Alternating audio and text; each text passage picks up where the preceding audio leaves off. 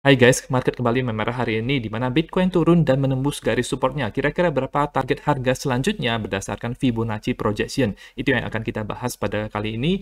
Dan saya juga akan membahas soal Ethereum, Luna, dan USD. Nama saya Kelby dan saya menyajikan informasi seputar fundamental, technical, dan on-chain analysis. Tonton video ini sampai akhir agar informasinya lengkap dan bermanfaat. Oke, kita lihat dulu market crypto secara umum di mana Bitcoin turun 4,7% 24 jam terakhir, Ethereum turun 6,6%, untuk stablecoin biasa-biasa saja, kemudian BNB 3,9% dan XRP 6,2%.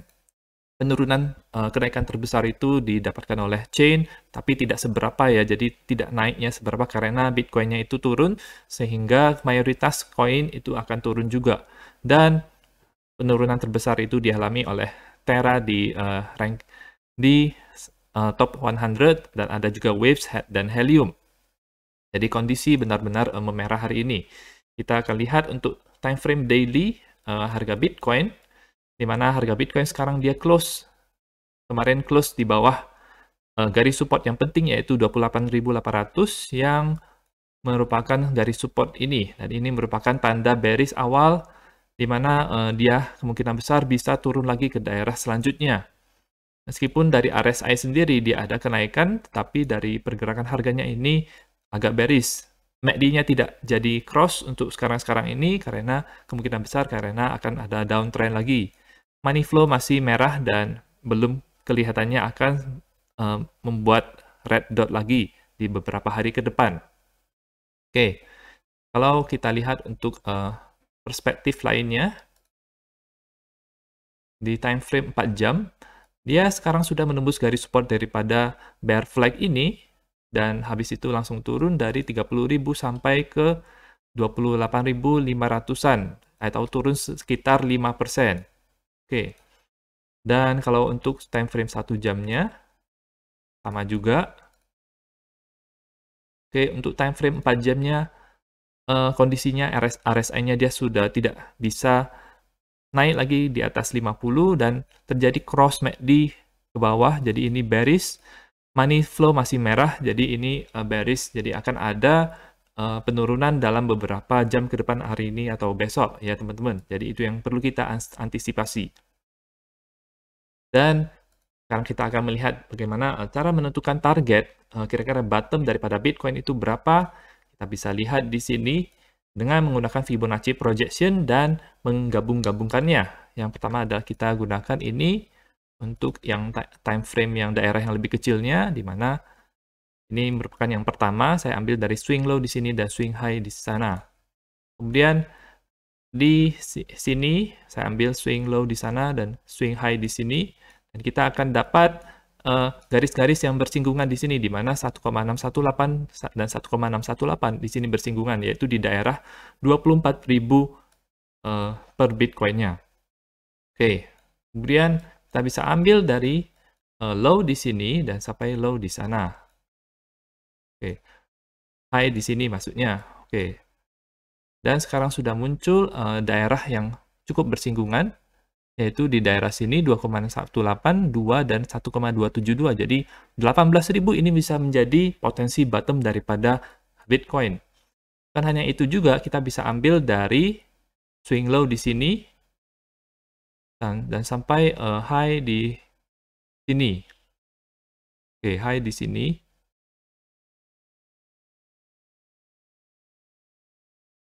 Dan kita bisa dapatkan kalau daerah ini merupakan daerah yang cukup ramai karena ada beberapa garis yang bersinggungan. Ada 1, 2, 3, dan seterusnya.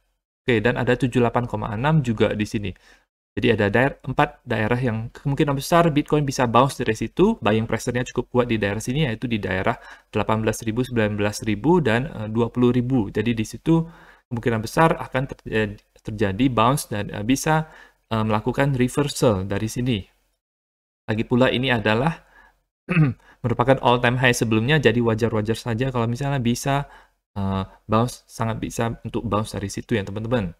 Oke, dan kalau kita lihat untuk dari volumenya itu, untuk ini fixed range volume profile, kita ambil dari sini, kemudian sampai sana, maka kita bisa simpulkan bahwa daerah ini merupakan daerah yang banyak volumenya setelah daerah 30.000 ya. Jadi setelah 30.000 di daerah ini kecil, kecil, kecil, dan di sini itu cukup besar untuk volumenya. Kalau kita ganti lagi untuk fixed range profile-nya, oke, kita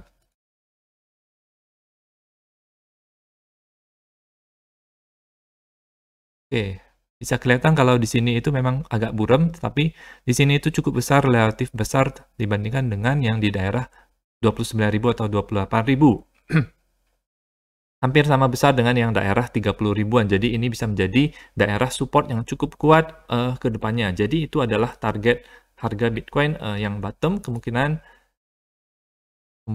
dia akan ada bounce dulu dari sini di daerah 23.000-an, 24.000-an, atau 25.000-an. Itu adalah salah satu kemungkinannya. Dan kemungkinan kalau misalnya worst case-nya, itu Bitcoin bisa ke daerah 18.000-an.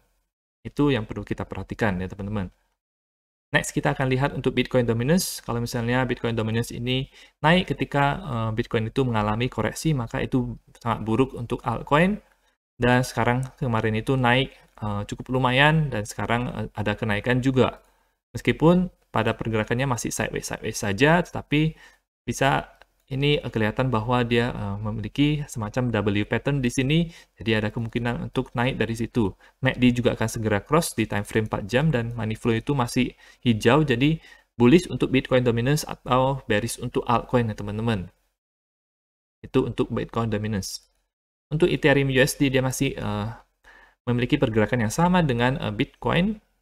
Untuk indikatornya juga sama, jadi bearish secara umum untuk Ethereum. Kalau kita lihat untuk Ethereum Bitcoin-nya, dia sekarang berada di garis support yang sangat penting ini. Kalau misalnya dia tembus ke bawah, itu bisa ke daerah 0,06488. Pokoknya dia akan melemah terhadap Bitcoin, jadi tidak lebih kurang bagus untuk memegang ETH daripada Bitcoin ya teman-teman. Atau kondisi sekarang ini lebih baik memegang fiat daripada koin. Oke. Dan selanjutnya adalah Luna. Untuk di time frame 1 jamnya terjadi downside di sini, penurunan selama beberapa jam ke belakang.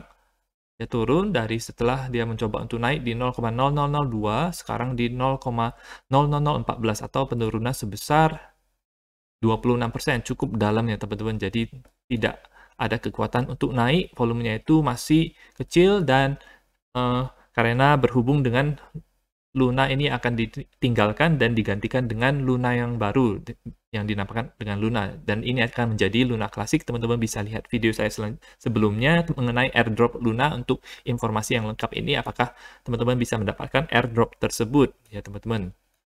Di sana juga akan dijelaskan syarat-syarat untuk mendapatkan airdrop Luna tersebut.